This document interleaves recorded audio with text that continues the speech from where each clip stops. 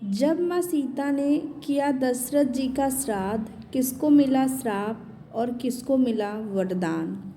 पितृपक्ष प्रारंभ हो चुके हैं। इस दौरान हम अपने पूर्वजों के प्रति अपनी श्रद्धा व्यक्त कर उन्हें विश्वास दिलाते हैं कि हम आपके दर्शाए गए मार्ग का अनुसरण करेंगे। हमारे पूर्वज देवताओं और हमारे मध्य सेतु का कार्य करते हैं, और जब हम पितरों को श्राद्ध के दिनों में तृप्त कर देते हैं तो देवों तक हमारी प्रार्थना बड़ी सुगमता से पहुंच जाती है। शास्त्रों द्वारा मनुष्य के लिए 3 प्रकार के ऋण अर्थात कर्तव्य बताए गए हैं: देव ऋण, ऋषि ऋण तथा पितृ ऋण। स्वाध्याय द्वारा ऋषि ऋण से, यज्ञों द्वारा देव ऋण से और श्राद्ध तथा तर्पण द्वारा पितृ ऋण से मुक्ति पाने का रास्ता बतलाया गया है।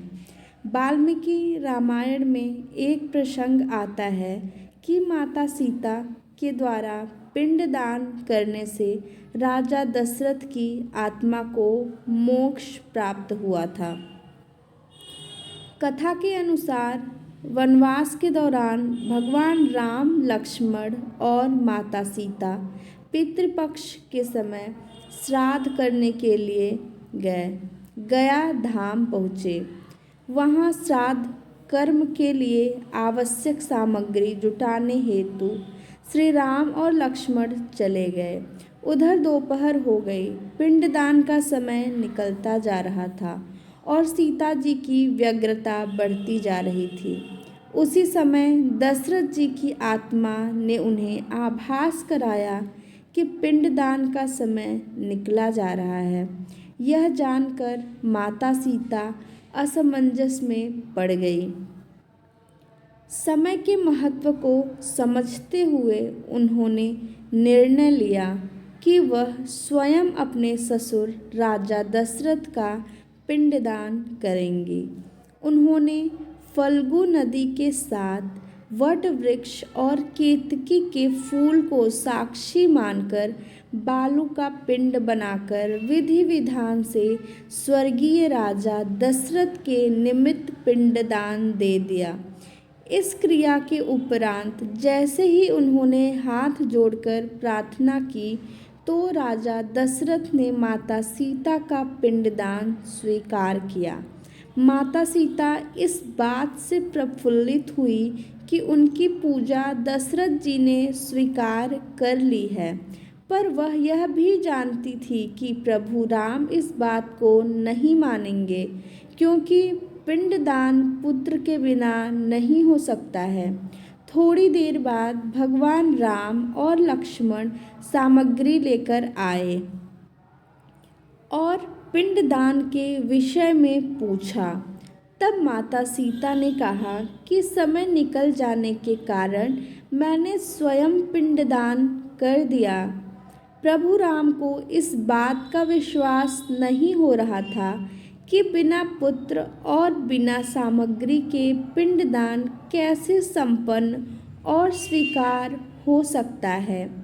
तब सीता जी ने कहा कि यह फल्गु नदी, केतकी के फूल और वट वृक्ष मेरे द्वारा किए गए श्राद्ध कर्म की गवाही दे सकते हैं, लेकिन फल्गु नदी और केतकी के फूल दोनों ने श्राद्ध कर्म करने की बात को झूठ बता दिया।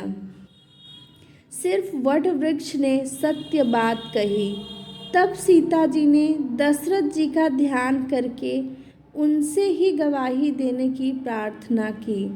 दशरथ जी ने सीता जी की प्रार्थना स्वीकार कर घोषणा की कि हाँ, सीता ने मुझे पिंडदान दिया है और उसे मैंने स्वीकार भी किया है। लेकिन दोनों गवाहों द्वारा झूठ बोलने पर सीता जी ने उनको क्रोधित होकर श्राप दिया कि फल्गु नदी जा तो सिर्फ नाम की नदी रहेगी, तुझमें पानी नहीं रहेगा। इस कारण फल्गु नदी आज भी गया में सूखी रहती है और केतकी के फूल को श्राप दिया कि तुझे पूजा में कभी नहीं चढ़ाया जाएगा। वट वृक्ष को सीता जी का आशीर्वाद मिला कि उसे लंबी आयु प्राप्त होगी और वह दूसरों को छाया प्रदान करेगा तथा पतिव्रता स्त्री तेरा स्मरण करके अपने पति की दीर्घ आयु की कामना करेंगी। यही कारण है कि केतकी के फूल को पूजा पाठ में वर्जित रखा गया है और फल्गु नदी के तट पर नदी में पानी के अभाव में आज भी सिर्फ बालू या रेत से पिंडदान दिया जाता है।